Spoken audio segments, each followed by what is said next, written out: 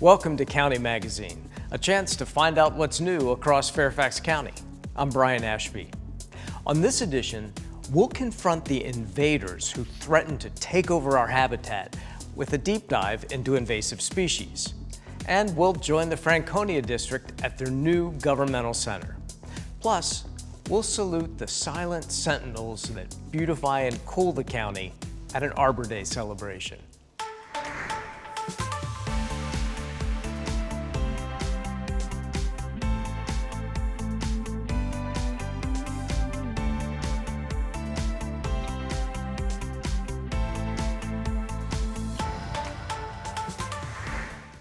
Sometimes we invite them in, and sometimes they're stowaways.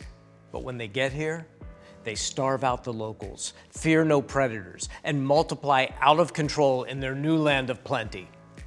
Invasive species like emerald ash borer, running bamboo, and spotted lanternfly have wreaked havoc in Fairfax County. But there are ways we can fight back. Here's more. Invasive species are plants, animals, or diseases that are introduced, either accidentally or intentionally, to places where they don't naturally belong. These species often thrive and spread because they don't have natural predators in the ecosystems they invade. Invasive species can damage the environment, harm native plants and wildlife, and even negatively impact the local economy. Fairfax County is working to reduce these outcomes through an integrated pest management approach, or IPM. This approach aims to protect our environment while reducing risks to public health and minimizing costs. Pesticides are considered only as a last resort when other techniques cannot manage the issue. Fairfax County operates under Virginia's Dillon Rule, which restricts its ability to create local laws tailored to its unique ecological challenges. This means the county cannot independently enforce stricter regulations to address invasive plants like bamboo, nor can it impose limits on invasive species sold at garden centers. Regulations must align with state-approved measures, limiting opportunities for local innovation and policy. We've authored a study that will give us some clear direction about how do we support the many groups that are out there trying to reduce the number of invasive species, but just importantly have a plan that we can then execute over the next number of many years. But we also just need to continue to educate and get folks to recognize those invasive species are in their backyards. They can make a huge difference just by eliminating the ones in their backyard and frankly saving their trees. And that then, hopefully those ripples in the water will continue to roll out and cover the whole county. Our Forest Health Branch manages forest pests and diseases that threaten trees, while providing outreach and education about those pests and diseases. We also post timely reminders on social media to look out for signs of insects or diseases, as well as post tips on how to control or report issues. Early detection is key to applying the best control measures. We currently focus the bulk of our work on the spotted lanternfly, beech leaf disease, the hemlock woolly adelgid, and the emerald ash borer because these pose a serious threat to the county's urban forest. In high numbers, spotted lanternflies can damage plants because they excrete honeydew that attracts a variety of insects and grows a gray-black mold. The tree of heaven is the spotted lanternfly's main host here in our urban forest. This is why we have a program underway to remove tree of heaven from county properties, and we encourage residents to do the same on private properties.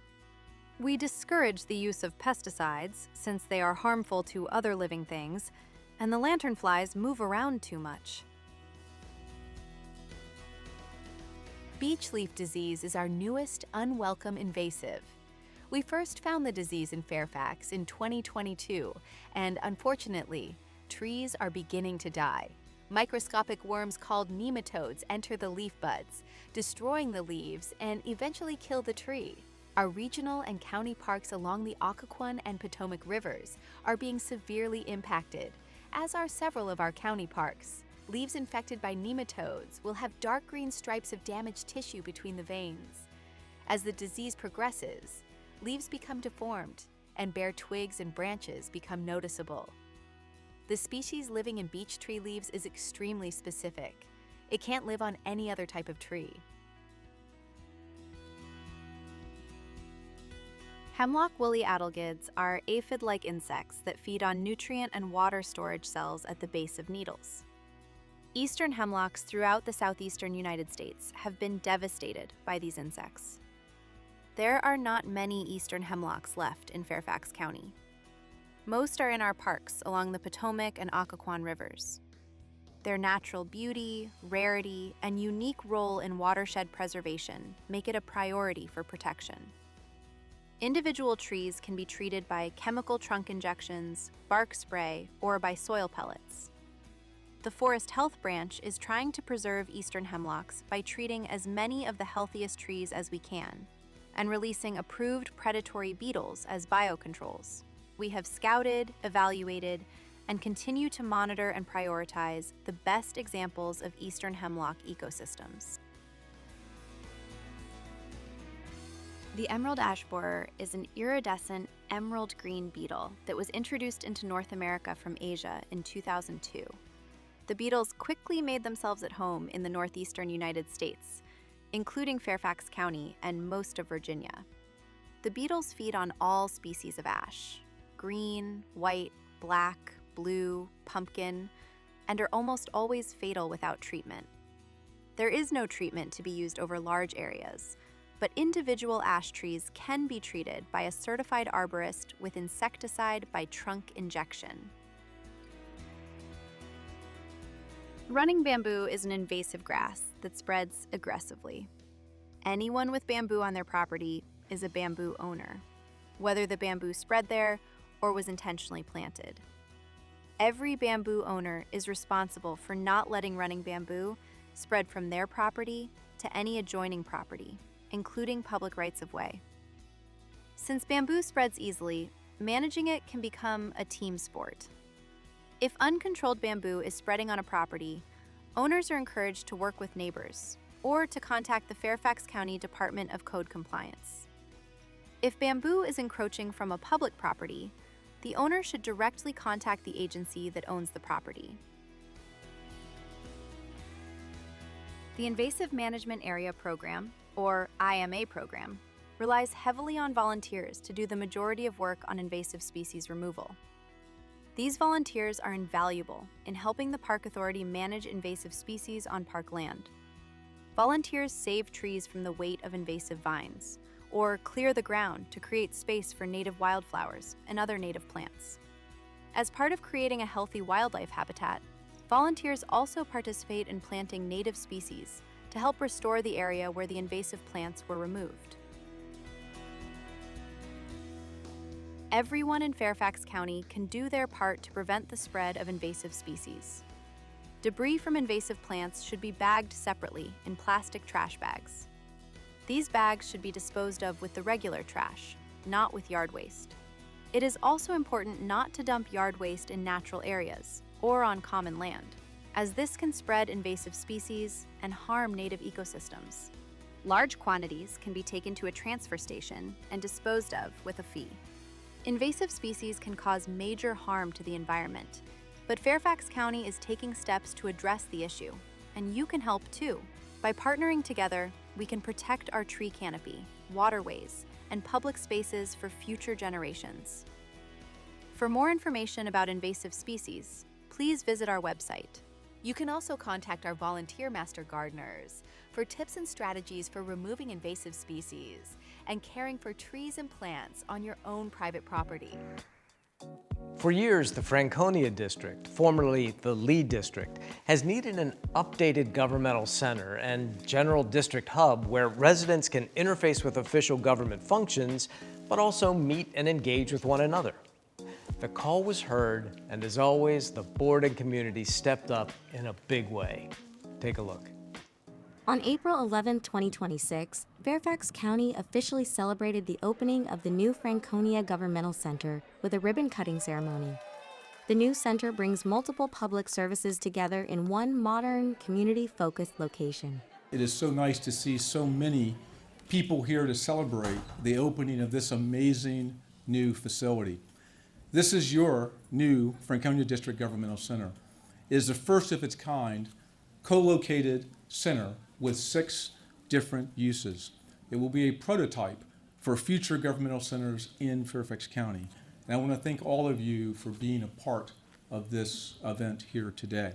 The nearly 90,000 square foot facility includes Franconia District Supervisor's Office, District Police Station, Child Care Center, Active Adult Space, the new Kingstown Regional Library, and Franconia Museum. What we wanted to do is build a community gathering space where our residents could come and access multiple services in one stop. And most importantly, our county government could be more efficient by being able to build one great facility instead of 4 or 5 sprinkled around the community, which raises our operational costs but makes it harder for our residents to access. And so I want to thank the county staff for putting up with me and the fight we did to make sure that there were many services at this location, because their job was infinitely harder, but the community benefit is infinitely better. The new center was designed to serve residents of all ages, while also reflecting Franconia's rich history and diverse community.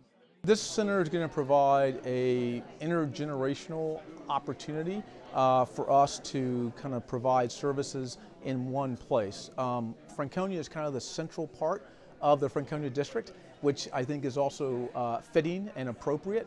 And what I'll say is we have partners, including the Franconia Museum, that are here as well. And what's really helpful is they've been the ones who've helped tell the history of our district over the hundreds of years that we've been in existence.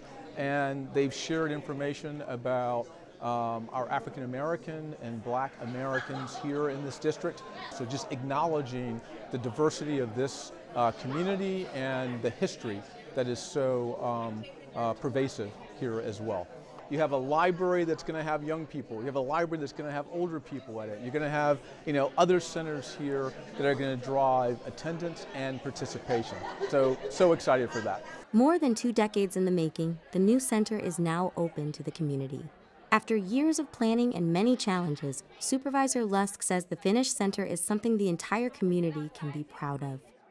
All the difficulties that we've had in getting to this place, when you come in this facility and you walk around, you see the expansiveness, the lighting, you see just the attention to detail.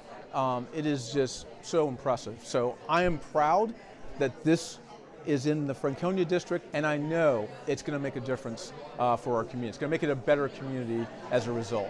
And I think it's going to be great for the community, and look forward to having folks come visit me. My supervisor's office is right here at the very front, so when you come in the entrance, you cannot miss me, so please come by and say hello.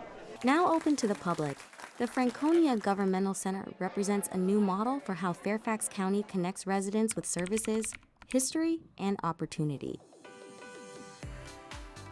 The Fairfax County Board of Supervisors has been focused on development and urbanization for decades now. But did you know that we have one of the most robust tree canopies in the nation for a jurisdiction of our size? Join us as we celebrate Arbor Day and honor the beauty and majesty of the urban forests all around us. Do I have any fans of the Lorax out there? You read that book? Yeah, exactly, right? So what's Arbor Day really about? You're getting to plant some trees. Arbor Day was founded in 1872 in Nebraska to celebrate trees, and we still celebrate it nearly more than 150 years later, and we definitely celebrate it here in Fairfax County, where we are proud of our 55% tree canopy, one of the biggest tree canopy percentages in the region, and where we've been honored as a Tree City USA honoree for 43 straight years. We love getting that designation.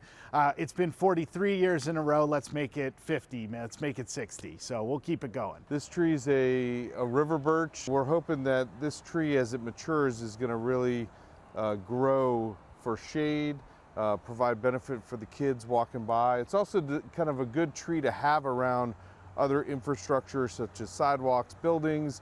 It doesn't shed a lot of debris like leaves and seeds on the ground. It'll grow to be about 80 feet. It grows quickly.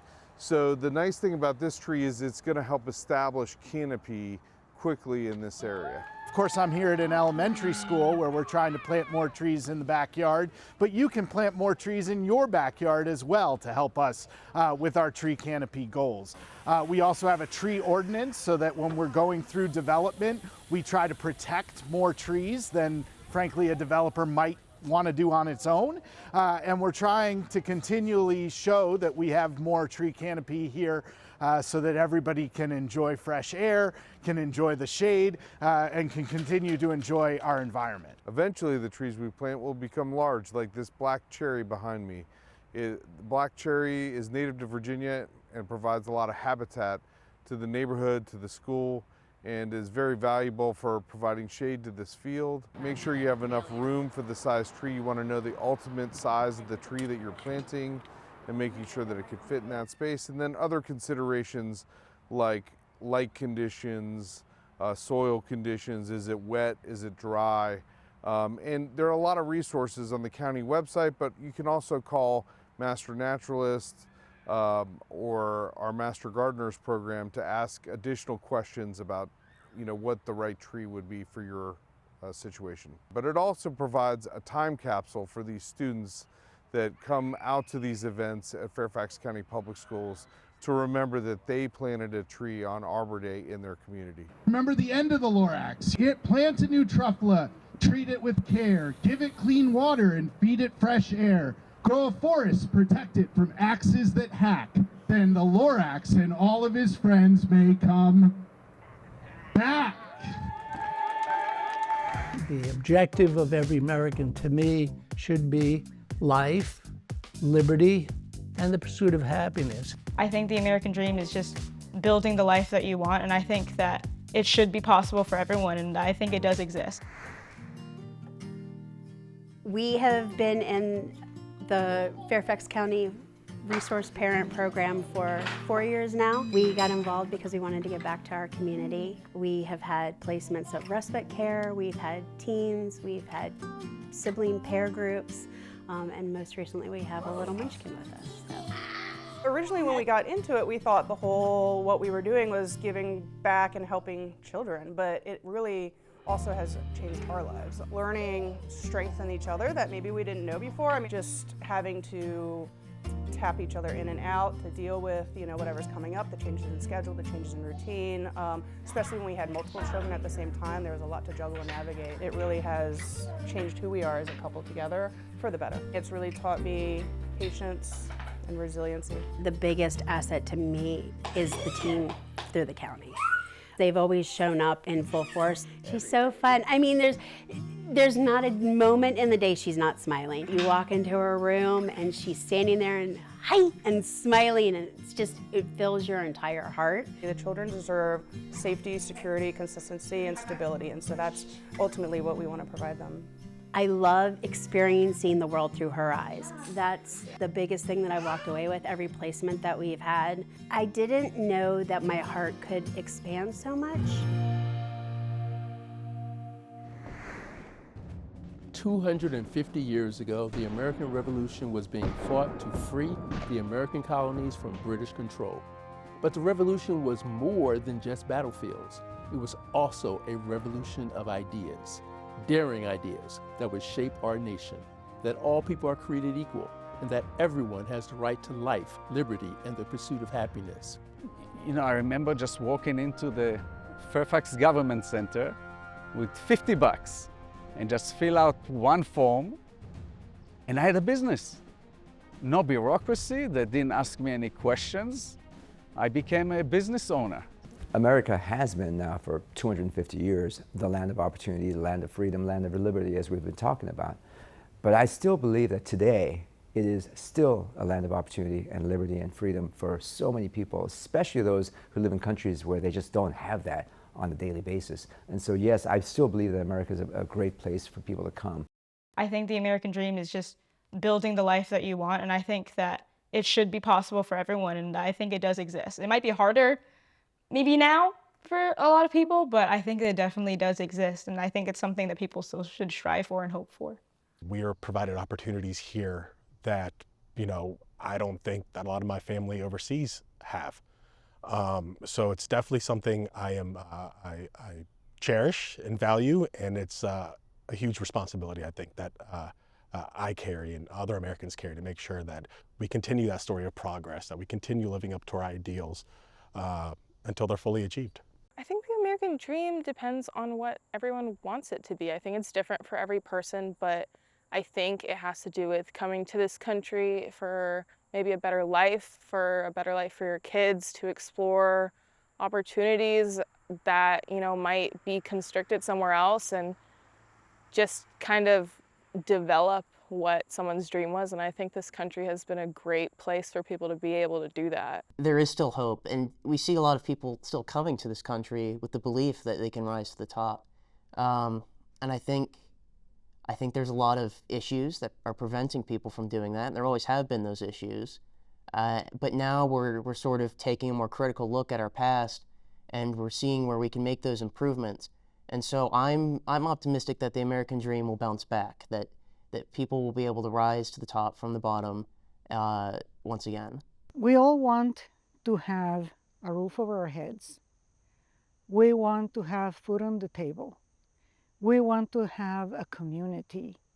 We want to have a way of making a living and, you know, in the pursuit of happiness. So that's alive. My godfather would tell me that America is a pool of water, and it needs immigrants to add more water into it so it's flowing and it doesn't become stagnant. So the American dream is still there. It just changes with the new generation of immigrants and people coming in, and then influencing the American dream itself. I believe the American dream does exist. It's just a matter of you having that fortitude, the wherewithal, the perseverance, and the go-get-you attitude to make it happen. You have equal opportunities, almost a level playing field, that if you're willing to work hard, if you're willing to create relationship, respect people, and be innovative and be creative, you can build your own business. You don't have to be rich with tens of thousands of dollars behind you. You can just, do it on your own. I do need to hear your ideas. I do need to appreciate where you come from, your background, what you bring. It's like building. I'm gonna use the analogy of building a house. I'm gonna need people who specialize in windows. I'm gonna need someone who specializes in doors. I'm gonna need someone who specializes in the ceiling. That's diversity. So when you look at the American aspect of it, diversity is critical. So we have to appreciate one's background, where they came from. So I think it's critical. I really do. This is what I love about this. You know, the diversity of people. You know, that everybody's here. We learn from each other. It's alive. I feel like Dr. Frankenstein. It's alive. But that's what's great about America. That's what's great about this country, the United States. The goal of our nation's founders was to create a more perfect union. Through liberty and justice, we all strive to ensure domestic tranquility and promote the general welfare of all Americans. Although our nation is great, there is more work to be done. So the idea of a more perfect union is something that I don't know if any other country has ever adopted that as their principle, but America has done so, which then allows for us to have that American exceptionalism and such. I do believe that the founding principles from the late 1700s all the way to today in early 21st century still allows us to dream big and still allows us to have that more perfect union. I think what it really means is that we have to embrace one another's uniquenesses, and we have to look at it to be more perfect, to see that in fruition.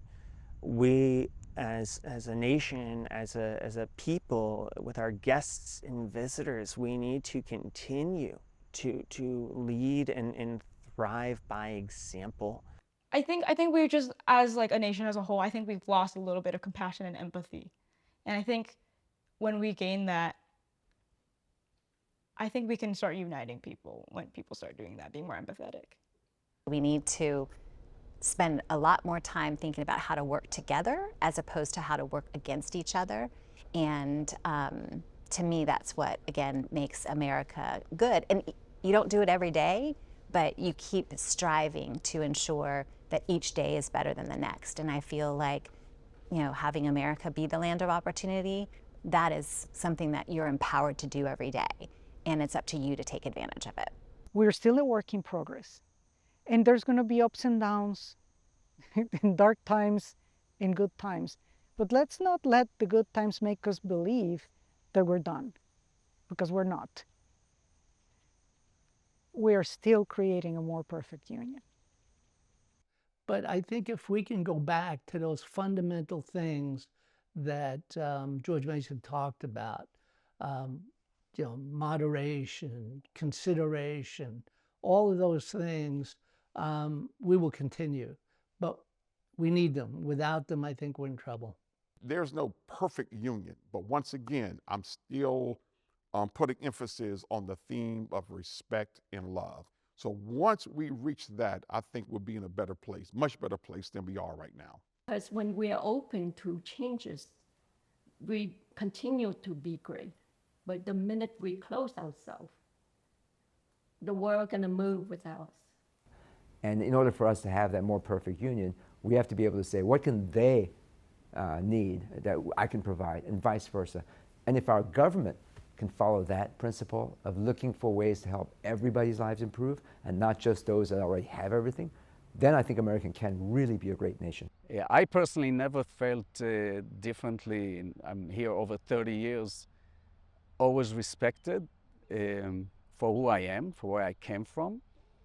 And the people that I came in contact with, you know, other people from other countries, I think they felt the same. The American way, the objective of every American, to me, should be life, liberty, and the pursuit of happiness. And if you look at those three things, everything that you could do is included. And so, to me, that's where we want to go. That's where we want to be. And to me, that's the American way. I think everyone is created equal. We should all have equal rights. We, you know, all have those opportunities. And when we see inequality, we should call it out. We should speak to it. We should try our best to uplift those and say, hey, you know, here's an opportunity. Let's get you on, you know, equity side of footing, but also let's make sure that people are being treated equally and that we aren't being, even if unintentional, exclusionary. In America, it's about as equal as it can be. The important thing is that we have equality of opportunity, and the work that we put in, that's according to us. And we're all blessed to be here in America, where we have the opportunity to do what we want. We just have to make the effort. Obviously, we've expanded on that notion today of who we consider equal, and that's a very good thing. But I think the underlying principle of everyone should be treated equally with respect and have the same basic rights, I think that is still generally respected today. I think lots of times not only Black people but Hispanics and now other foreign people have a harder time achieving things because it's still a lot of discrimination in the United States. I hate to say it, but it's still there. So as a father, you know, I want to give my children every opportunity I didn't have and then some. Not to say I did not get any opportunities, obviously I have, and I'm making the most out of them. But really seizing on, you know, this is a gift. Not everyone gets that gift of an opportunity to take it and really apply themselves.